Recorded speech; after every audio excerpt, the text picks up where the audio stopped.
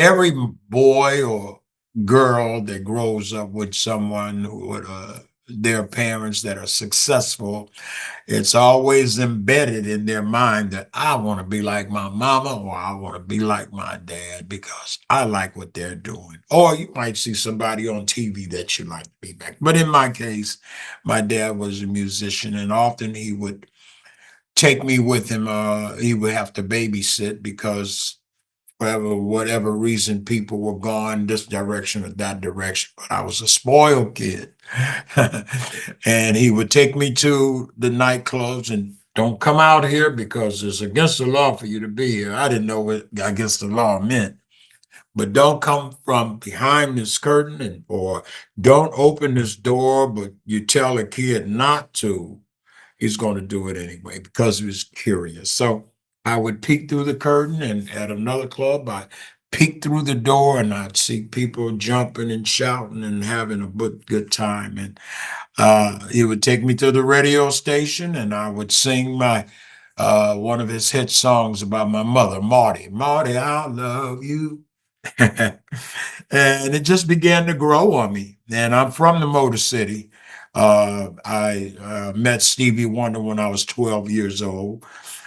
We were both 12. He might have been a little bit older, 13, but he was a kid just like I was. And he was my hero at that time. And just all of this influence growing on me. Of course, they have a saying that the apple doesn't fall too far from the tree. Well, my apple didn't fall too far from the tree either, but it rolled down the hill, and that's my story It about the violence and the drug addiction. Uh-huh. I put the guitar down after about at the age of 13 and just my microphone became my guitar. I was incarcerated prior to any type of musical career. Uh, and in the book it states that I was almost killed when I was 16 and 17 I was arrested for breaking into my own junior high school and taken to or given a plea deal because the lady didn't want to. Her name was Judge Geraldine Ford in Detroit. She didn't want to really send me to prison because I was a young boy or a young kid or a young guy, and so I was given an option to go to a place called Synanon, and which turned out to be a cult. And I ran away and I was caught and I was back in front of the same judge. She said, "Young man, I'm gonna give you one more chance." And she gave me one more chance, and I blew that after a year and came back and I went to the prison. When I was 18, maybe 18, 19, one of those numbers, and went to prison from there. And yeah, the fall was a direct result of drug addiction, alcohol, cigarettes, you name it. I did it. Pills, LSD. I did it all. But God delivered me. I tried to play the guitar, but I put it down. But He heard something unusual about my voice and my style, and complimented me one day and said, "You know, you got a unique voice, Junior." He says, "You got a style of your own, and you know that's a good thing because the world doesn't need two John Lee Hookers, and they don't need two BB Kings." So at that point, when I arrived in California from Michigan, just released from prison, uh, I was taken to the Keystone Corner, San Francisco, and introduced to the stage. Uh, it was frightening because my timing, I didn't have any timing. Uh, the people were quiet, and my dad, with his encouraging self, give him a round of applause. So that was my takeoff point, practicing on the job training and uh, The rest is history.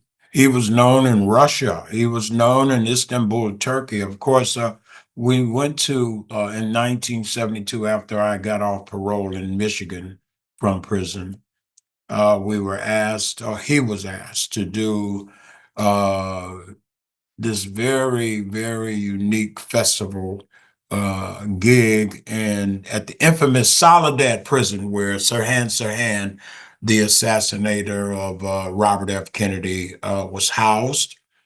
And of course, he, would you like to go? I mean, that's your stomping grounds. And it was just a joke, it's my stomping grounds. And of course, I was ready.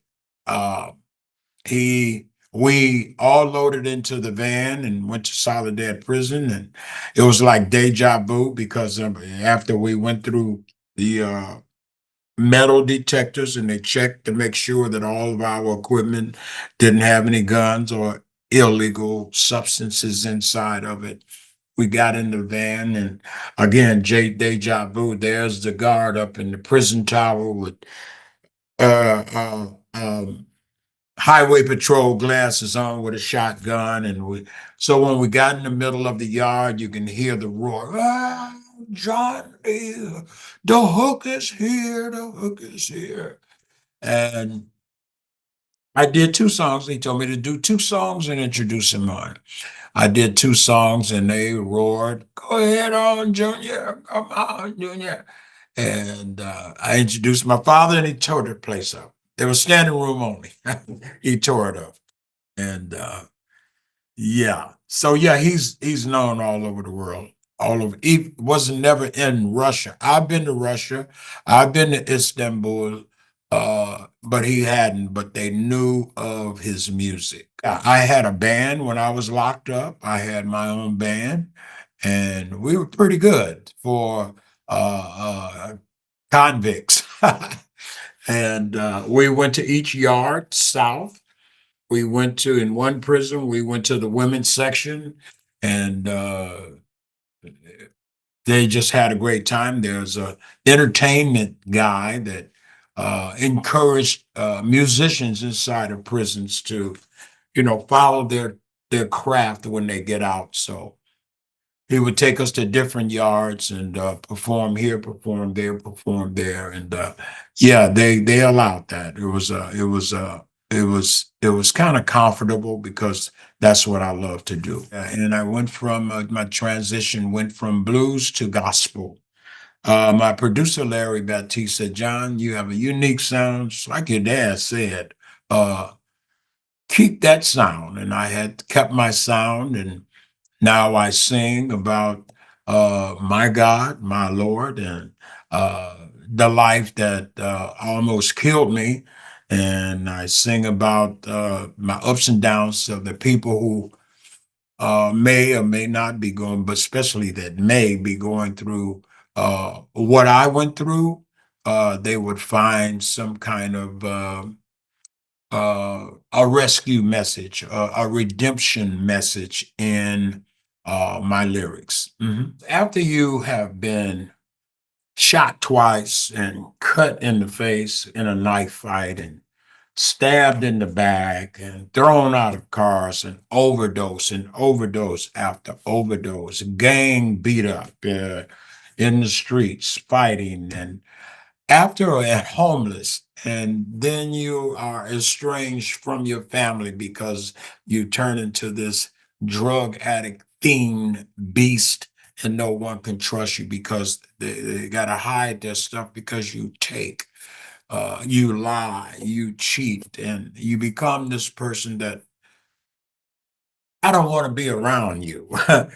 And after you've been through all of that and become not only level with the dirt, but level with under the ground of the dirt. Um, and after you've tried all of these drug programs and rehabilitation centers and a game attack therapy, shock therapy, methadone and medication and pills and and then you just you're either going to die in it, and I didn't want to die in the mess that I was in. And I went to on my way to prison in California for the first time. I had no, that was the second time. On my way to prison in California for the second time, we went to the chapel, and I didn't really want to go, but we went anyway. I went with them anyway. And the lady just gave this little message about if you're tired of being tired of being tired of being tired, you tried everything and it didn't work, try Jesus Christ. Tears coming down my eyes. I stood up. If you want him, raise your hand. I was the only one in there, raised my hand. Long story short, here I am. I was always encouraged because, oftentimes people think that because you are the son or the daughter of a celebrity or a movie star, that all this glitters, yeah, is gold. And, oh, look at that shiny red apple. It must be delicious. But my delicious apple had worms in it. The goal was fake, and because I laughed, I cried at night. So uh, that is what I want to let people know, that I didn't have it easy. I didn't have it easy. It was surreal because 4, 5, 6, maybe 7 years, I was just released from San Quentin prison, and you get this, you're traumatized, and and it takes years to clean out the cobwebs and the scenes in your mind and your spirit of prison, because you watch people get. I saw a man get killed. I'm not going to talk about all the horrific things in prison that happens, but uh, picked up my, I left the church. The music world was calling me. You got to carry on the legacy, and the shadows that's under you, the Hooker legacy. And of course, as you mentioned, I was nominated for a Grammy. It was a wonderful feeling because if I could write a book or a little clip, I would say from the yard of San Quentin prison to the red carpet. And here I found myself walking on the red carpet. It was surreal. And then in 2008, to be nominated again, just quieted and zipped off all of the haters' criticism. Well, the only reason he got it, no. Uh, I want to say something about the Academy, the Grammys. They don't take fakes. They don't take lookalikes or sound-alikes. It's authenticity, originality. So it was a wonderful feeling. I was encouraged to write the book, to testify in church about it, and tell my story. People are not accustomed to hearing a story, to God telling me to come out from under that shadow that has caused you destruction and caused you pain and caused you tears and caused you your freedom. And there's a scripture in the Bible, 91, verse 1 in Psalms. It says, he that dwells in a secret place abides under the shadow of the Almighty. And that is the shadow that I am under now, clean and sober, uh, preaching the gospel of Jesus Christ and singing to his glory. This one is still in its infancy and is doing quite well. It was the really encouraging. I mean, to look at a book that's so professionally done and with your image on it, and with the guy above me that was 22 years old, uh, it's surreal because wow, I mean, I'm an author. I'm an author of a very, very put together a book. I am just being blessed to uh, soak the moment, if I could say that, just soak in the moment. Someone is translating it to a German language. Just going to let it milk, let people read about it, let people talk about it, and keep promoting. And one day, who knows? Who knows? Who knows? Somebody might say, write another one.